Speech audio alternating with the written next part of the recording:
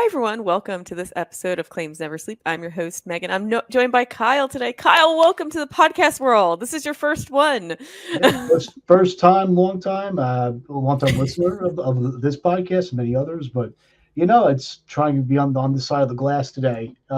It's interesting. I'm excited. Yeah, and I promised you it would be easy and no sweat, so I hope I live up to my promises. But today I'm really excited to bring in our guest because today we're joined by Caleb Thompson, and Caleb is a casualty adjuster, but he's like kind of a newbie. He's only I think 2.5 years experience in the claims world. And when I talked to him, we had an awesome conversation because he was like, "Look, I'm new to this, and I started listening to your podcast, and I think it's great, and I think I have a nice angle to share because I'm coming in like learning it from the beginning." So I was like, yeah, let's have you come in and talk about it. So with that, let's bring him in. This is the Claims Never Sleep podcast, presented by Cruiser Mitchell, with your host, Megan Henry. Good afternoon, Caleb. Welcome to this episode of Claims Never Sleep. I'm so happy to have you. How are you today? I'm doing great. I really appreciate you having me on, Megan.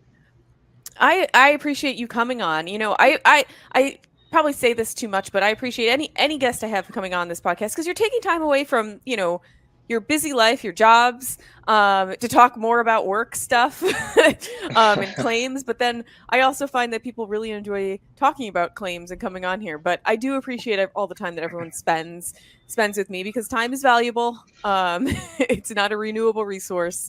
So thank you for joining us today. And Kyle, this is your first podcast as well. So welcome. Yeah, do what I can. We'll see. I'm a big podcast listener, but we'll see how I do on the other side of the glass, so to speak. Yeah. I know you could take it. I often like when I listen to podcasts, I'm like, "Ooh, I like how they do this. I'm gonna mimic that." So maybe you'll learn some things from all the podcasts you listen to. You'll bring them forward here. But Caleb, and I know you've listened to a few of these podcasts before, and if you have, you know that I generally start by trying to find out a little bit more about my guests and learning about how they got into claims. And you're kind of new to claims. Like you only got into this profession about, what is it, like 2.5 years ago? Yeah, 2.5 years. Yeah. So what was your journey hasn't been a long one, but I'm sure did you intend to get into the insurance industry? I imagine not. Yeah, I kind of fell into claims as you talk about with other guests as well. I mean, I'll give you a little background about me. I was born and raised in Southwest Oklahoma City, a town called Moore, Oklahoma. Not a lot going on out there. It is known for a couple of big tornadoes that have gone through that area. So I'm familiar with bad weather, if you will. But anyway, I went to the University of Central Oklahoma for college.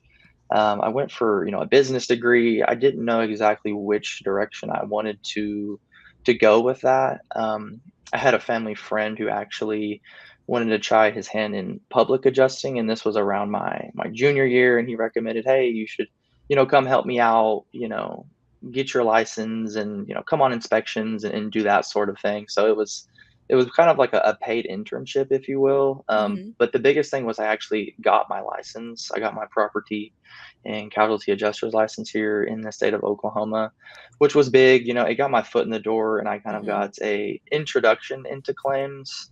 Going on inspections, kind of seeing how the claim process actually went, and then ended up graduating about a year ago from UCO, but at UCO, we actually have an insurance and risk management program there. Oh. So I went to a couple of those meetings, and I went to a job fair and actually ended up getting in contact with the company I work for now, NACO. Hmm. Met with a representative there and had a good interview, met with my now supervisor and VP of claims, had a good conversation, and started working, primarily first party, deer hit, hail claims. And then I've worked my way up to, third party auto injury claims is primarily what I'm working now. And yeah, I've been doing that since. And, I find the job interesting, and I definitely didn't see myself working in insurance, but, like I said, I find the job interesting and I've enjoyed it to date. Yeah. So when you first before you got into the insurance industry, and now knowing what you know now, like what surprised you? Like were you like, "Oh man, like this is it? This is what this is?" Yeah. Yeah, I think it is a lot different, especially working for, here at NACO, it's, a medium-sized carrier, I guess. We do a lot of oil and gas, but we also insure, mom and pop, medium-sized businesses. So I think it is a lot different from this perspective versus working at, a bigger carrier. Mhm. Not to say any names, I think we have a really great team of senior adjusters that I can go to and ask questions, great legal department. We have a good coverage adjusting team and a great, admin and assistants that do a lot of great work for us. So, yeah, I guess it's a little different than what I thought, but yeah, I guess I was kind of like, wow, is this just it? Is this all there is? Yeah. When you mentioned that the town you're from, was known for some tornadoes in the area. Mhm. Did that experience or that historical experience kind of inform like kind of an interest in wanting to kind of get digging on how to help people build back in Mhm. some way? Yeah, it definitely kind of sparked that, you know, caretaking side of me, and I talk about it a lot with people I work with is, having, empathy for others. That's I think empathy is, the act of understanding others, and I think that's really important in this job. And being around that definitely at a young age definitely had a lot of, influence on me. I never personally, we had a big tornado come through that was about a mile away from Mhm. our house. So I wasn't ever personally caught in a big event like that, but knew tons of people that were involved. And yeah, it definitely kind of shaped me and gave me that perspective of, having empathy towards others. Well, and like also just growing up that way, I mean, you're always a little bit living in fear of it, right? Because it's Yeah. always any like, I mean, I live in South Jersey. We'll have tornado warnings, but like, or what is it? What's the word? Watches, but it's Watch. like, Yeah. it's a big event if one happens here. Like it's a very uncommon. Um, and not that it's not a big event if it happens near you, but I think you're a little more equipped to like knowing the potential for it, and but it's still scary. I mean, because I think they're around there, they're much more, they're larger than here. I mean, here if we get an EF1, that's a big deal, but you, Right. you probably have much larger storms. Yeah, yeah, we get it's a big deal around here, Mhm. it's we have the, if you're watching like TV and tornado warning goes into effect, it'll cut to the newscast, and Mhm. yeah, it's a big deal up here having your tornado shelter in the whole thing. But Yeah. yeah, no, it's interesting.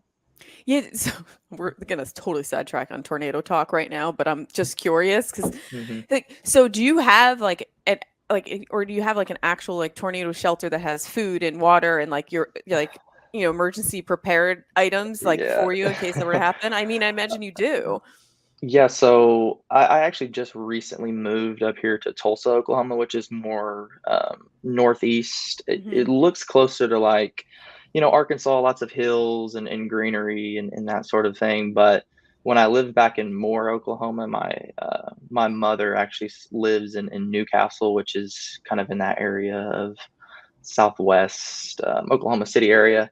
But yeah, I have the underground storm shelter with the flashlights and the food and in the water and that sort of thing. But we haven't had a big one in a while, knock on wood. And we have, plans and things, but I just recently moved, so we don't have a storm shelter ourselves quite yet. Yeah, yeah. I Yeah, just picture yeah. No, that's Wizard of wild because Oz. yeah, no, it's wild because for us, like I'm in New York, you you couldn't tell by the Can't accent, tell. but no, please. But for us in Long Island, like we have to deal with hurricanes sometimes, Hmm. right? And it's not like Florida, but like even now this weekend, it was like, oh, is Debbie coming up? But where's it going to go? Where's it going to Mhm. land? And it's like, even me, like my wife and I are like, oh, we have enough water? Do we have enough, light flashlights, all that stuff? And it's like, it's not. I mean, it's not the level of a separate shelter, but Mhm. Yeah, yeah, just try to be prepared for that type of stuff. Whatever natural disaster comes through your area of the country, everybody deals with something. Right? yeah. It's like Yeah. you guys have tornadoes, we have hurricanes. West Coast has mudslides, and earthquakes. Like, Yeah.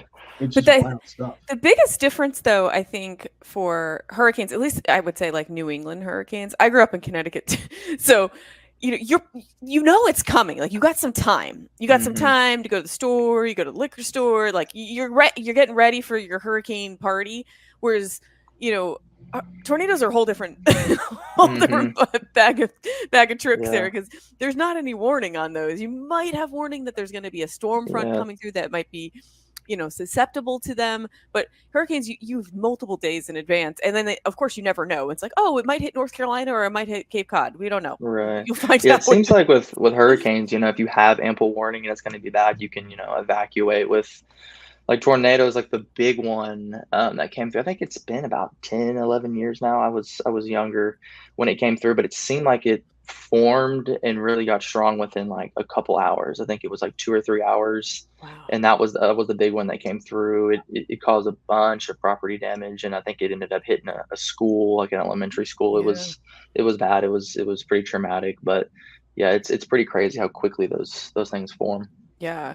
We had one growing up when I was younger in Connecticut, and it was a big deal, but it was just like a stormy July Mhm. day, and suddenly just out of nowhere everything picked up. I think we had 8 trees in my yard come down, and then the town next to me it like touched down and it like flattened an entire road, but it was like this something that we had never experienced because we were like, what is going on? Why are we losing all these trees? Like, what is that? My brother at the time worked at one of those like little photo mats. I mean, they don't exist anymore, but it's like in the middle of a parking lot that it's just this little hut. He just sat in this little hut while everything was like swirling around him.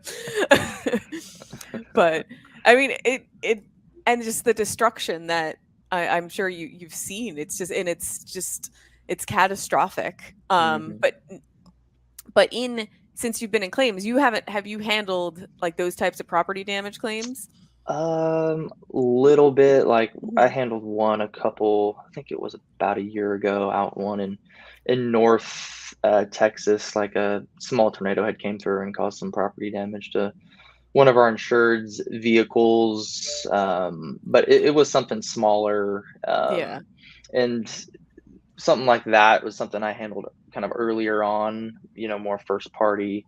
And now I'm getting primarily just third party. But yeah, luckily no real big ones have came through. I know we've had some, but nothing like we had like a couple, I think 10 years or so, that went through like a Yeah. heavily populated area. Yeah, and I mean, I could talk about it forever. It's just it's stressful, and I'm sure when you've had them happen, like, and you see other people, like go through that like Mhm. heartbreak, and then it's their homes and it's your personal belongings, and it's like your whole world gets turned upside down, and now you don't have a place to live, and you have to find shelter, and then some of your precious items get lost or destroyed. Like it's Mhm. I mean, it happens in hurricanes and mudslides and fires and those things too. It's just very um, emotionally tolling. Yeah, yeah, definitely. And just even the people indirectly, I remember indirectly impacted. I just remember, I mean, it happened a while ago. I just remember my mom being so freaked out and emotional about it. And yeah, it takes a toll. And I Yeah. guess that's why we do have, insurance for catastrophes like that. Yes. Yeah. Yeah. Um, And I gotta say, like, for me, what I was in my where I grew up was involved in Superstorm Sandy a hmm long time ago. Like, got flooded out, and I always remember like one of the biggest things that I was impressed by was like we had Geico for our auto, and they were like it was amazing what they did. Like it was like they made the process as smooth as possible. We were able to get what we needed to get, and just like that idea of like you're dealing with all this other stuff going on, the trauma of losing hmm home or having to like shift your whole life around, and like the fact that they got us in that way was like really like meaningful to us and impactful. It's all those things Yeah. were like you were talking about having empathy, right? Like I feel like a lot of people don't think of the insurance as like, oh, it's an empathetic business, but it really is because you're Hmm. a lot of times dealing with people in their most vulnerable situation, and just having somebody be like, I got you, we'll take care of you, Mm-hmm. is something that takes a load off people's minds a lot. That's great that you have that outlook for Yeah. your Yeah. job. Yeah. So even like, jumping forward to, third party, motor vehicle accidents, it's the same thing. I mean, you have people dealing with a traumatic event, whether or not you were the one hit or the one who hit, or it's still traumatic on any individual involved in that accident. You get shaken up. You start. I mean, I imagine when you're talking to your insureds, I imagine they're second guessing themselves and their actions. You're asking them questions how the accident happened, I'm sure, and they're probably having a hard time remembering and doubting themselves. Hmm. Yeah, definitely. Kind of we talked about in our pre-call, Megan, about how early on one of the tougher challenges I had was, you walk that fine line between sympathy and empathy. Hmm. Empathy, you're trying to understand versus sympathy, you let your feelings get involved, and that can be, tough conversations to have with especially third parties, disputed accident, you don't have any witnesses or anything, and you basically have to call them and say, hey, your claim's denied and you have to go through your carrier if you do have collision coverage. And early on that was tough for me, but it's something you learn to work through. And I think people respect honesty and transparency, just being honest and upfront with someone and Hmm. making that call. But it's something that I've definitely had to overcome and I've gotten better at. Yeah. And you'll keep getting better though too. And it's one of those things that develops over time. You get better and better at it. Um, but what has been, since starting on this, I'm going to use this word journey, even though I hate using the word journey. But like, Mhm. what has been one of the biggest challenges that you've had to overcome since going into claims?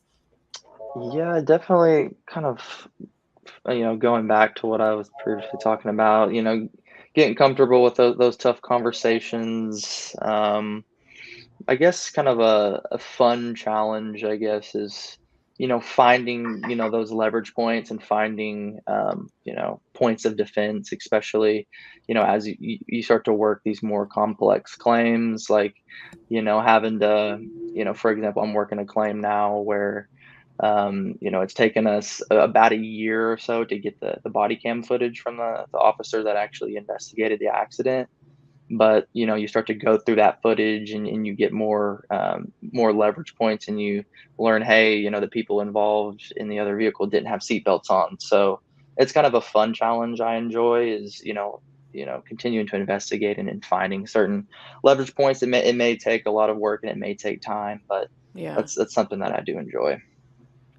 I know that you're using the term leverage points a lot. Was that something you knew already, or I know that you had jumped on one of our case study sessions with Bill? Is that something Yeah. you kind of learned in that session?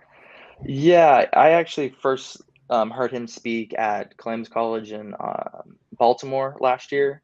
I'll be going back for my level 2 in Austin this year. I think that'll be in about a month. So I'm excited for that. And yeah, I heard him speak about it, and I read his little book that he has, and I really enjoyed that, and really um, you know appreciate and like that his principles of litigation management and trying to find points to settle claims sooner than later and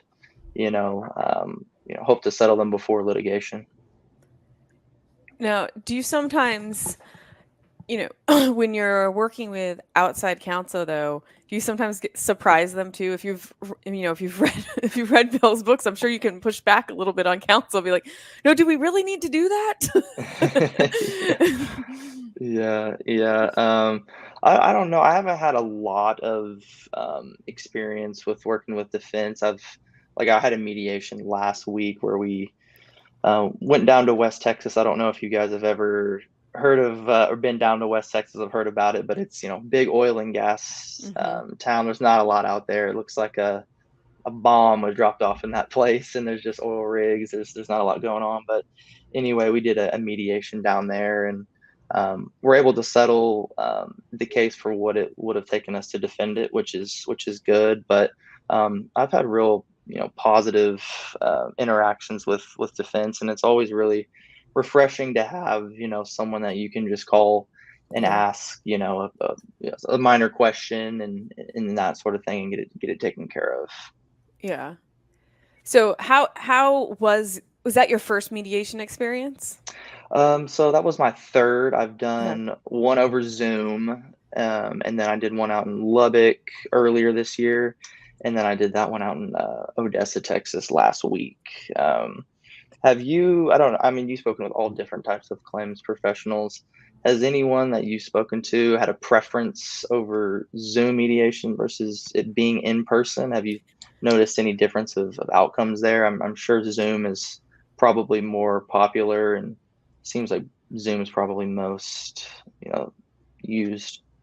I personally don't have a preference one way or the other, but it depends on the case. Mm-hmm. There are some cases that I prefer to be in person because usually it's because of whatever injuries are at stake and whatever that particular plaintiff is. I may want that plaintiff to be in front and myself to be in front of the mediator in person. Maybe they have burns or they have things that you can't see as well over Zoom.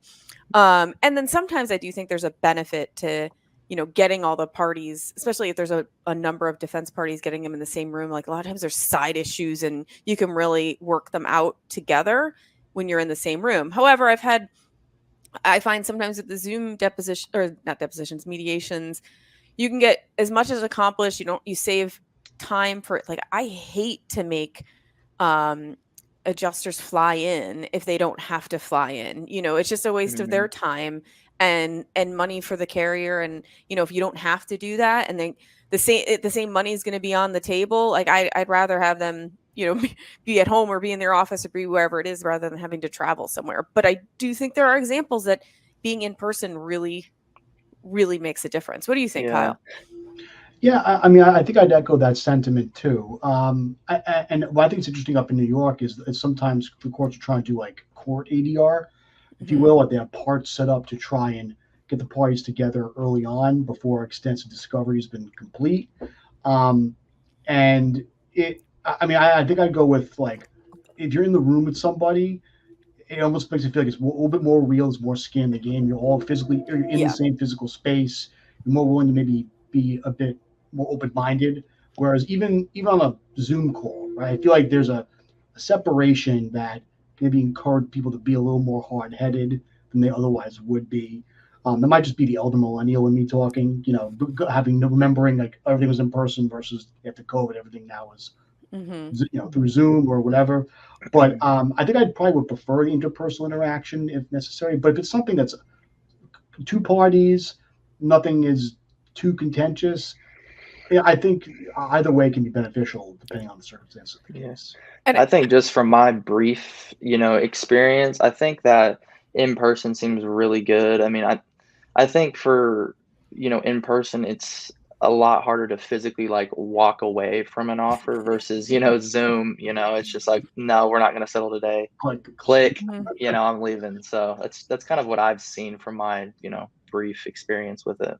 Yeah. And I've also found like when you have mediations of like a lot of parties and you don't see the mediator for some time, if you're in person, a lot of times you like walk down the hall and you have then where the mediator is. Like, oh, okay, I can see them, they're in that room with that party, or I can see them with plaintiff.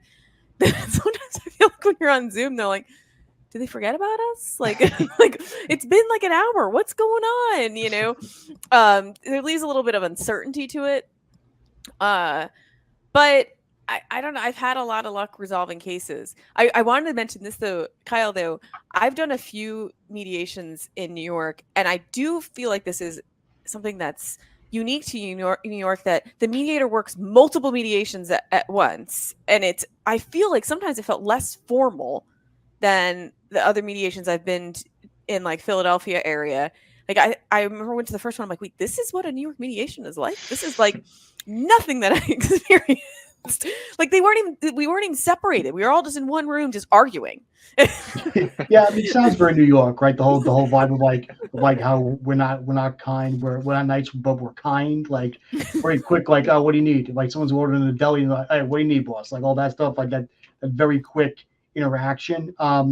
Yeah, I mean, there are certain mediators that kind of run that way, but you also have others that are a bit more, I guess, intentional in how they approach it. Where you Yeah. have like the opening statement, then there's the conferencing of each side going back and forth into the rooms. But yeah, it is funny, or you'll have like multiple mediations in one building where they're going back and forth among you. And I get it. Sometimes you got that's how you got to run your business, but sometimes you're just like, wait a minute, like, do you remember what I said? Like, are you even Yeah. focusing on what's going on, like with my mediation? So, yeah, I think it's always better. Like if everyone's like everyone else is there, the parties have to focus on their problem. I would like the mediator to be there just for us too. So, Yes. uh, Yeah. Like you're paying them. exactly.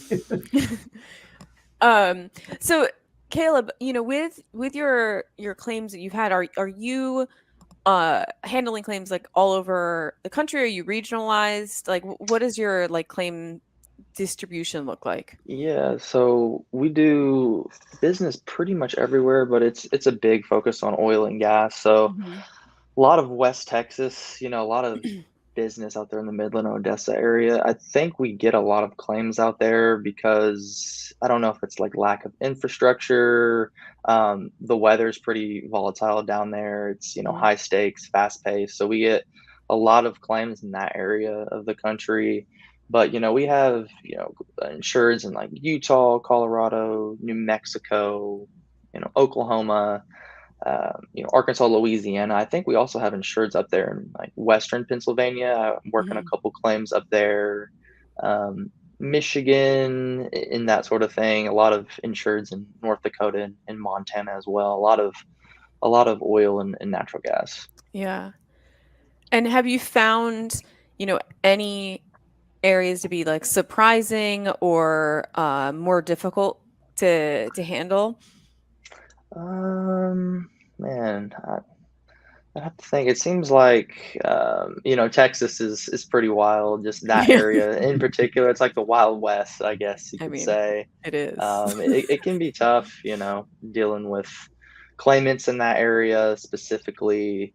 Um, get a lot of claimants in that area who may be a minor accident, but will go ahead and get attorney represented. So it can be tough in that area specifically. I mean, I think Texas is just tough in general. I Yeah. mean, I have yet to talk to anybody in claims, and I talk to a lot of people in claims. And whenever I ask anyone what the problem areas are, it, I have yet to not hear Texas on the Yeah. list. It And, just and just in terms of like oil and gas, I know that it's a big a big field for you guys. Like for a northeasterner like me, like so like what does that entail in terms of like third party stuff? Is it more like a business interruption stuff, or like what are the nature of the claims for the oil and gas claims? Yeah, I mean, typically just it can be some loss of use because it is we get a lot of claimants for businesses, but it could just be claimants with property damage and bodily injury, and that sort of thing. um and you know what what sort of being new, and I know you're learning as you go, but like on a day to day, I'm sure there's some challenges that you experience. Because I mean that's what claims is every day is a little bit different. So you may learn something yesterday and then you learn something new today. So what have you found to be of recent your biggest challenges? Yeah, I think just kind of going back to tough conversations. I think it's important to just you had a good conversation with I'm forgetting, I'm blanking on her name on a previous episode, but she said take things that you hear professionally and not personally. So I think that's a good one to really for me to go back onto is if anytime I'm in a heated conversation like with a claimant or something, just not to take it to heart, take it Yeah. professionally and not personally, but um, I feel like I have a lot of support here at NACO. So if I have any questions or any issues, I have people to rely on, and we have good defense counsel in states we do have insured. So I feel like I'm well taken care of in that Yeah. regard. Um, and so I'm sure that with you said you were going back to claims college for part two. I mean, that probably has been very helpful. I went to claims college forever ago, and I found it to be very helpful, not only from a learning standpoint, but just from a networking and learning more about the claims industry from your peers. And you meet people from other companies, and you kind of hear about how they might do things. Maybe it's differently or similarly. But I'm sure that's been, real positive experience for you, just to branch out and meet other people who are similar situated.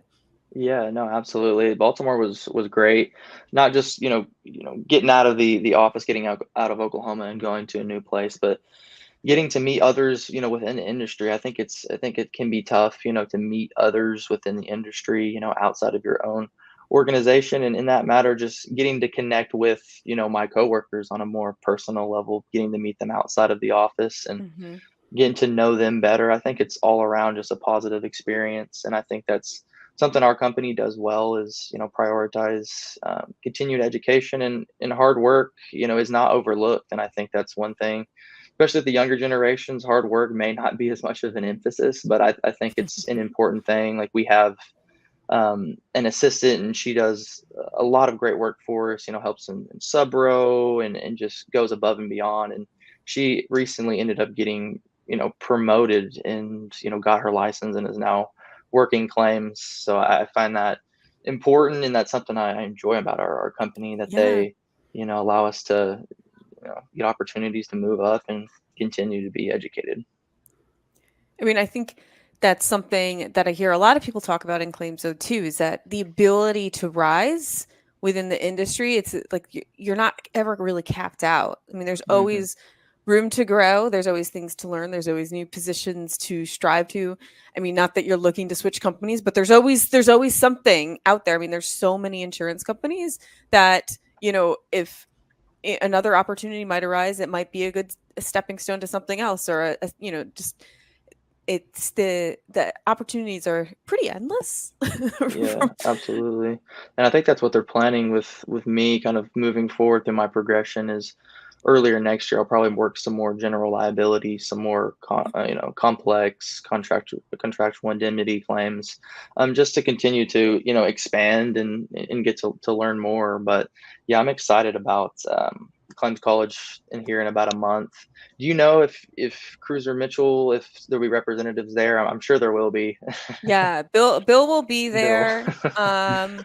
And I think Rondine will be there. Yeah, Um, Rondine, she's the managing partner in New York. She teaches a lot of classes there as well. She's a regular down at yeah, Claims College as well. Yeah, absolutely. yeah. And then but Jen, who I actually I emailed her yesterday because I saw your name on the list. I'm like, okay, I'm filming a podcast with Caleb tomorrow. You'll have to find him. So yeah, there'll be a bunch of us there. Not me though, but Awesome. Yeah, no, it's exciting. I think level two is, it's going to be a little bit more advanced and a little bit more Mhm, interactive.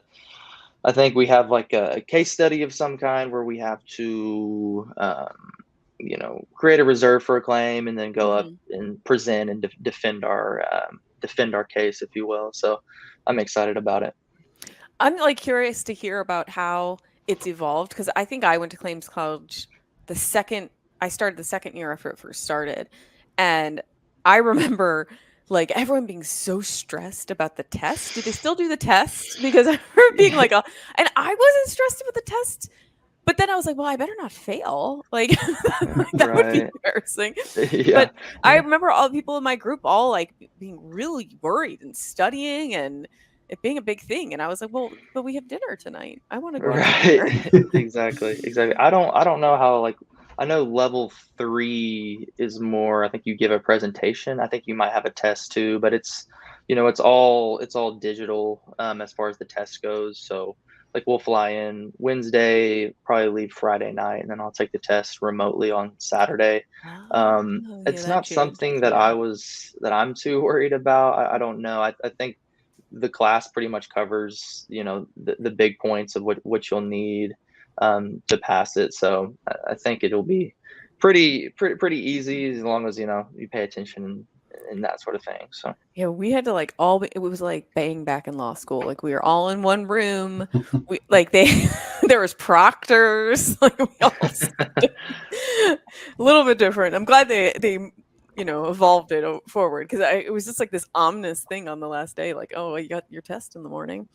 But What do you oh, go ahead. what are you most interested in, like, or excited to learn about at the Clams College for this next level?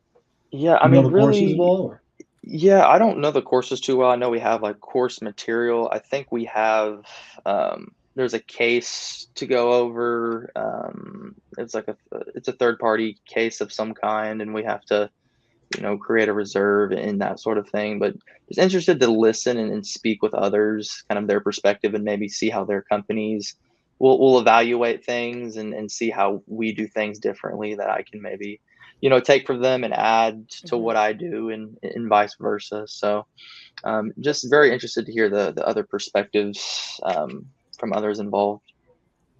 Yeah, and they do a really good job, I think, just in general of like with the programming and the speakers and the materials. I think they just do an excellent job. And like, I mean, again, another thing I remember the most about it too is not only do the great job on the programming, but they do a very good job at the networking part of it because that's a huge part of it as well, and making sure everyone's mixed, you're meeting other people. Like you can't just be like, oh, I know you, I'm gonna stick by you, you came from my company or you came from my firm. Like they really try to like break everyone up so you kind of do step outside of your comfort zone, um and make those connections. And I remember that's why when I did, it was the managing partner of my firm. I think I was a year or two experience, but I think since it was so new, they let the slide. But they're like, this is a great place to go because you're meeting people who are similar situated, like similar years out, and you're going to grow with them as everyone grows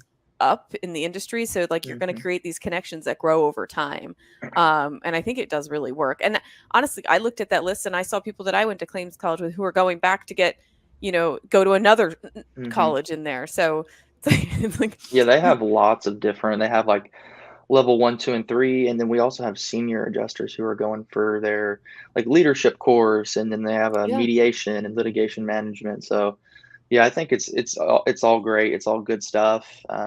Getting to meet other claims adjusters, defense counsel, and then I think there's also like third party vendors that go there. I saw Remkes was there last Yeah. year. We use them for a lot of our accident reconstruction, which Mhm. has been vitally important, I think, for liability and in evaluating these claims. That's something that I would highly recommend to any adjuster coming up is make sure you have good third party vendors, whether it be independent appraiser, independent adjusters, and definitely accident reconstruction is someone that you can lean on and that can get the assignment done Yeah. in a timely manner. So Have you used the actual reconstruction in auto cases in what you're doing? Yeah, lots. Getting the ACM data pulled on both the mhm. vehicles. Yep.